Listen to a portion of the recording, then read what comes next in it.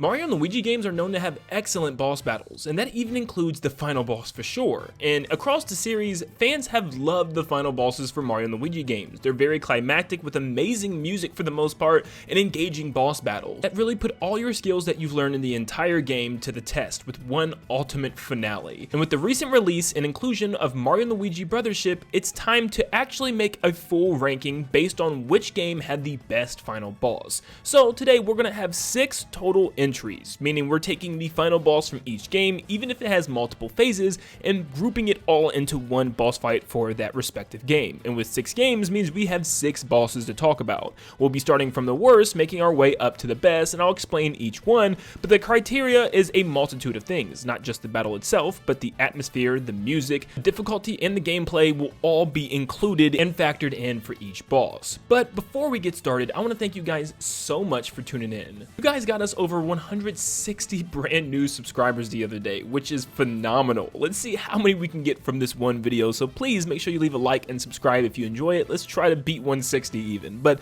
thank you so much for tuning in, and without further ado, here is every single final boss in the Mario and Luigi series ranked from worst to best. One thing I did was go back and play through all the past final bosses, because thankfully the game saved you right in front of them, except for Partners in Time. But I've already played Partners in Time 100 times, and I actually just came out of playing another playthrough this year, so I'm pretty well versed on these final bosses, and I even just did the same with Brothership, playing through the final boss a second time. And honestly, I'm not super impressed by this one, and let me tell you why. I know the ending itself is really good, and if we were just going off of endings, it's one of the best endings in the entire series, but when it comes to actual boss battle gameplay, there's not a lot here. Phase 1 has you doing an incredibly easy surfing thing where you're just throwing fire and ice balls and just slowly moving back and forth, where then you just wail on Reclusa with all your attacks.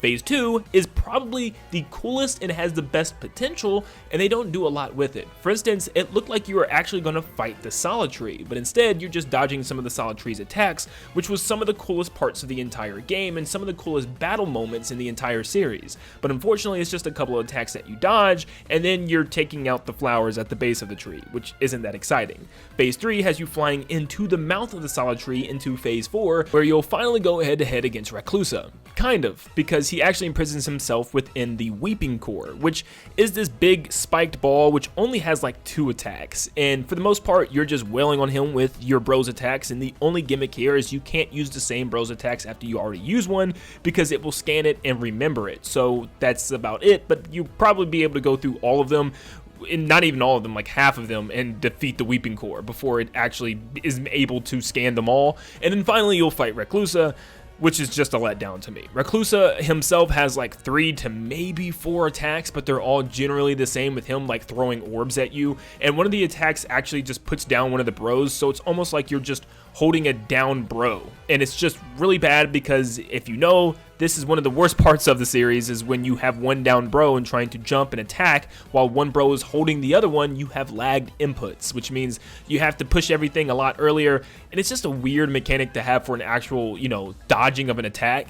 I'm not a big fan of how the gameplay aspect actually worked with this boss battle. I think, cinematically, it's amazing. It's actually phenomenal, but it's just not enough to put it over the top of any other final boss battle for me. And replaying all the past ones, this is the only one that I felt like it kind of dragged on for me. Number 5, we have Cackletta's Soul. Well, the battle starts off with Paulygon, and it's just kind of the Phase 1 to kind of get you started. She, or he, I'm not really sure which one works here, but let's just say she actually has a decent amount of attacks here. One of my favorites is when you have to hit a time block enough to get rid of it and jump over the flame right before she spits it out at you, which is pretty satisfying. This phase only lasts a couple minutes until she swallows you up and puts you into Bowser's stomach, where then you fight Cackletta's Soul. Thankfully, in both versions, you do start this phase with 1 health, but also, I remember it being extremely difficult in the original version because you had to have extremely high speed, so that way you actually start the round first, because every time I played the original, she always got to go first, which actually sucked. This is one major thing I thought was missing from Brothership altogether, which was segments on specific targets. For instance, Cackletta has 3 different parts of her body that you have to destroy before even getting the heart to expose. You have to take out both arms and then the head, and both arms have a weakness to specific attacks, the red one being weak to electricity and the blue one being weak to fire. Cackletta has tons of attacks here, one with each hand, which is very unique each time. The right hand has electric powers shooting an orb to each bro that they have to balance back and forth, where the other one shoots flames across the stage that you have to jump over. She can send orbs at you that you have to hit back and forth. She can literally shoot out a thoughtful minion ghost creature. And one of my favorite attacks in the entire game is when she freezes time and you have to jump at the right time with the right bro in order to dodge the laser attacks. This was even better in the original, where she would do this 3 or 4 times in a row, which made it very interesting to dodge. I love how being inside Bowser's stomach was just a predecessor to what was to come eventually with Bowser's Inside stories, so the atmosphere, the heavy metal music, everything was just top notch for this battle. Really good. Number 4, we have Dreamy Bowser from Dream Team.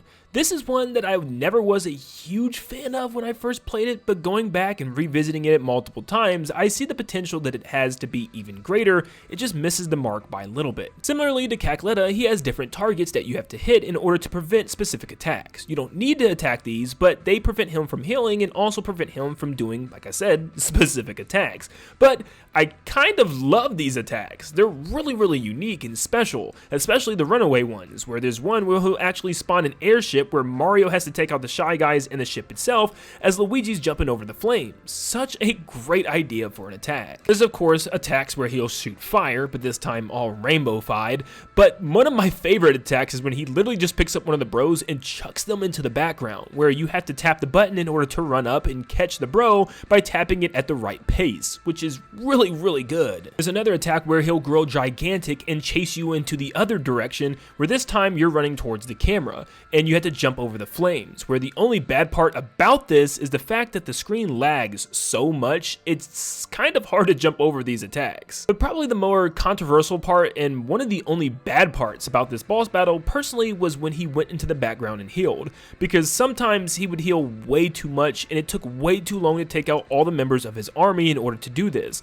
Well, there's one specific thing that you can do in order to speed this up, and it requires you to use a item in your inventory. But like I said, when playing this on hard mode, I've found it to be especially stressful to get him to stop healing and, hurry up and take out the army in time, and also heal yourself if you took any type of damage, which led me to use badges to freeze time because it was almost impossible to take him out otherwise, especially at a super high level that I already was. So because of that, I think I'm going to say this is probably the hardest final boss within the entire series. This is definitely the one that constantly gave me issues. You also can't deny the beautiful foreground and background and colors of this entire battle, and the amazing music piece, where the piano runs up and down, back and forth, and it just sounds so fascinating. I absolutely love this boss theme. And miraculously, I still don't think it's in the top 2 boss themes that we have within the series. But overall, Dreamy Bowser is a really good boss battle with very little flaws besides that healing factor. Hey guys, I hope you're enjoying the video so far, and for those of you celebrating Thanksgiving today, I hope you guys have a blessed day and everything goes according to your plans and you fill your stomachs with turkey. Maybe you're eating turkey or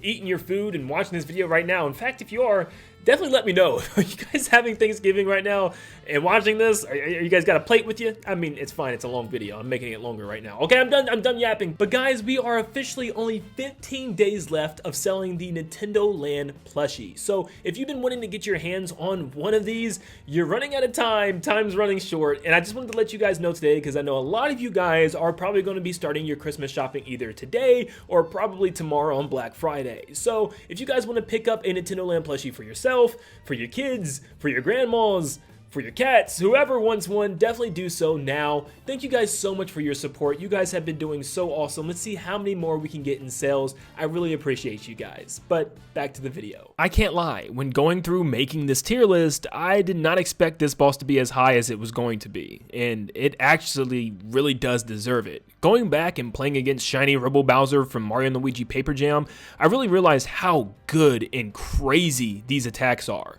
Remember when I said Dream Team was probably the hardest boss in the game? Well, if it wasn't for my level being so high and my defense being as high as it was, this would definitely be it. You start the battle against Bowser and Paper Bowser, and I wish they just had more of, an actual fight before transforming. I would have loved to see more phases of them fighting together against the trio, but nevertheless, there's some really good attacks here. There's a crazy fire attack that fires fireballs at both Mario, Luigi, and Paper Mario, and a separate Paper Mario section as well, and sometimes even shooting out another trail of fire at one of the Mario and Luigi bros, which is absolutely insane. There's even an attack where they'll all throw spiked balls, but one of them, either the real ones or the paper ones, are going to be hitting the bros, and you have to decide which ones are the real ones for that round, which can be very confusing. Not to mention that Bowser can also reflect the spiked balls right back at you that you'll have to hit back again.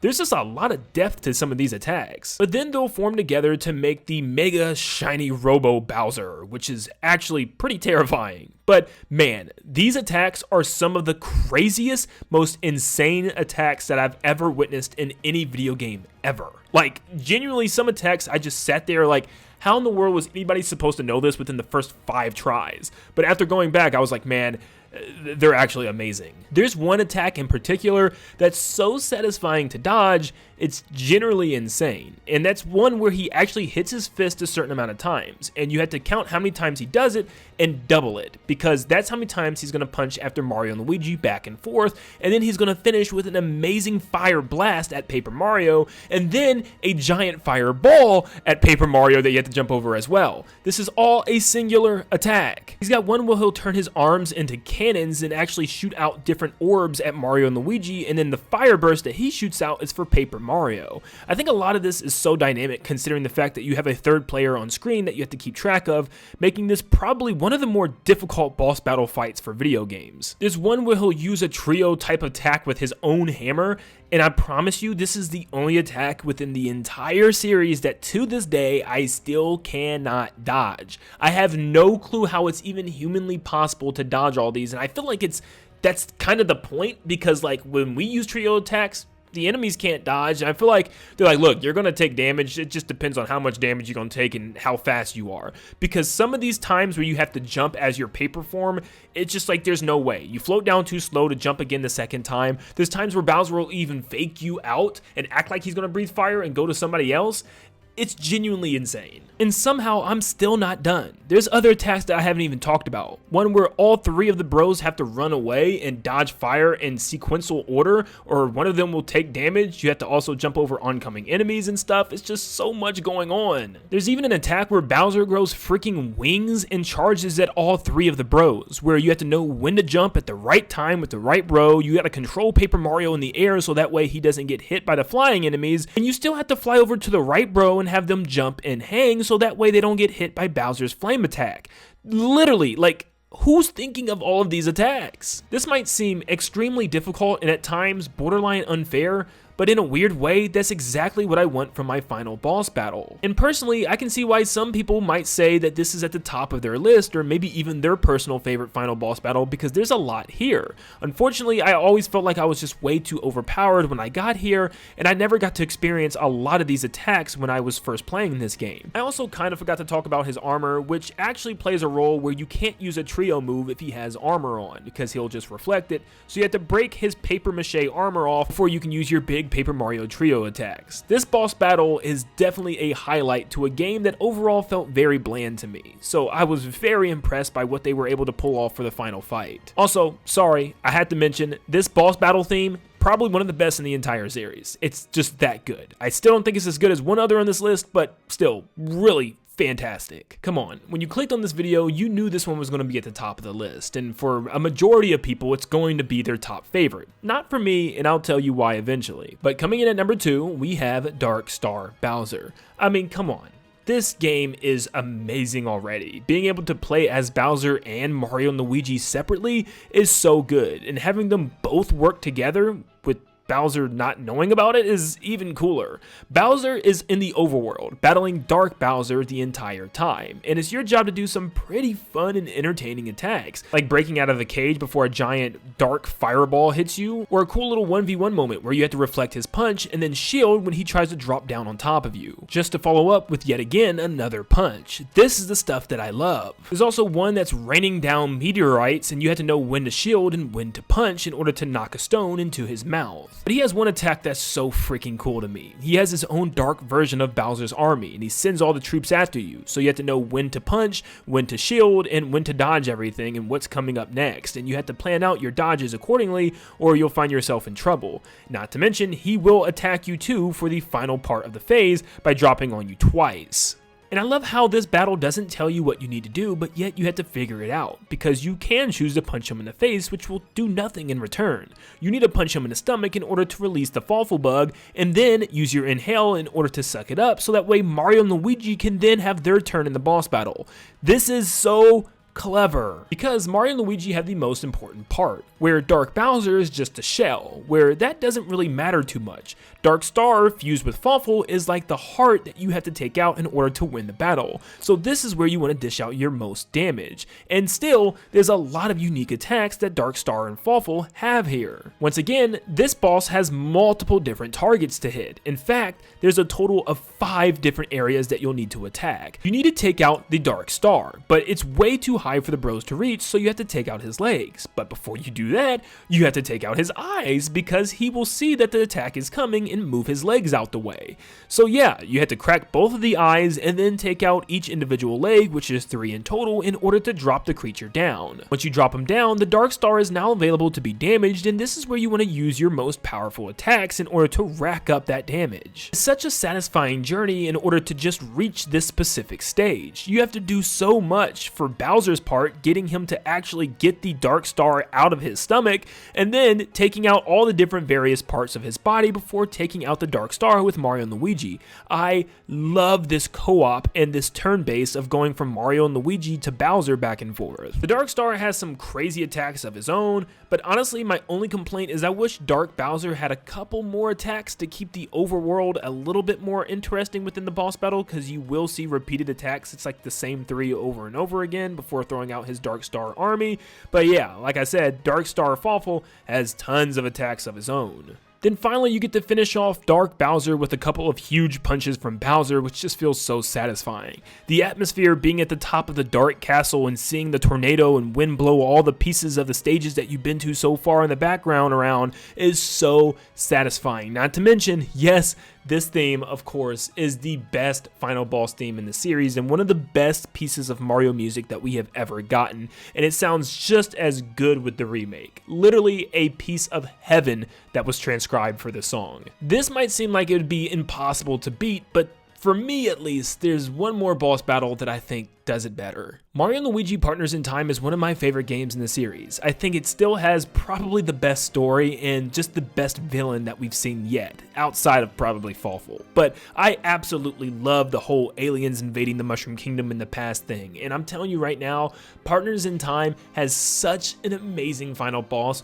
with so many different phases. And it's not just different phases just for cinematic purposes like Brothership did, these phases actually take advantage of the actual boss battles themselves. Starting the battle, you'll go up against Princess Shroob, which doesn't have a lot of attacks, but there's one that I definitely do like, where she uses her chair as this giant tripod robot, where she's able to shoot lasers at the bros and then drop down in order to hit you with her actual chair and shield, where you'll have to reflect it back with your hammer. Next up, in a complete plot twist, we find out that Princess Shroob has an older sister with Elder Shroob, and you have to battle her now on this flying saucer in the middle of a thunderstorm. She actually utilizes more of the Shroob army and actually has different members come in, like a Shroobified chain chomp that she uses in order to attack the bros, and even one where she turns into a running back, where she lowers her shoulder and tries to ram right into one of the bros, and you have to reflect it back. But just like her sister, she's good at faking out, and there's a lot of times where she'll literally stop right before hitting you, and you have to wait and then use your hammer, which is just crazy. I also really love how Princess Peach occasionally helps out and gives you a star in order to knock down the UFOs in the sky above you to prevent her from healing or using certain attacks, which is so good. Eventually, she'll use her tiara and transform into this abomination, which is so scary it makes Princess Peach actually pass out in the background. The skies turn into a dark purpley pink as lightning flashes throughout the background, and it's such a satisfying conclusion to this journey. It feels like the climax. The music takes a completely different approach. Instead of being this high intensity battle theme, it's more of this climactic, depressing, end of the world type of theme that fits so well. It's so catchy, it's so oddly peaceful, but also strange. It's just such a great boss theme. Now with this battle, there's also multiple targets where you have to knock her down. You can take out her tentacle arms, but you need to take out the legs in order to reach the crown, where then you have to damage the crown before you can even damage the head of Elder Shroob at all. She has a variety of attacks, from bringing down UFOs to crash land into the bros, or moving tentacles along the ground that you have to alternately jump over. There's a lot of things going on here, and man, this is such a climactic, amazing ending to this game. And right before you think you're finished and that you've already finished 3 separate phases of boss battling, at the very end you'll have an additional phase in Peach's castle, where she's still alive but as a ghost spirit within Bowser. Yes, this is kinda Cackletta all over again. But what's so interesting is this battle is just kind of made for a cool, unique way to end the game. You're not attacking at all. Instead, you're doing nothing but dodging Bowser's attacks, so that way Bowser's attacks revert right back to the spirit of Elder Shroob.